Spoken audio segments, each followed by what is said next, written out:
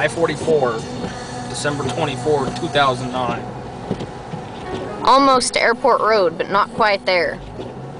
We've been sitting here for about 10 minutes. We thought it was a good idea to get out of the house.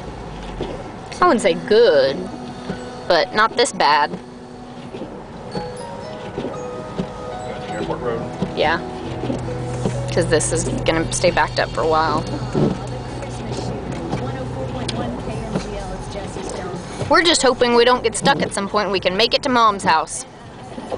Oh, see, people are getting out of the car just to clean off their windshield because they've been sitting here so long it freezes over again.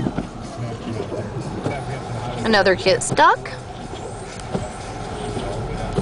Definitely not our brightest idea ever.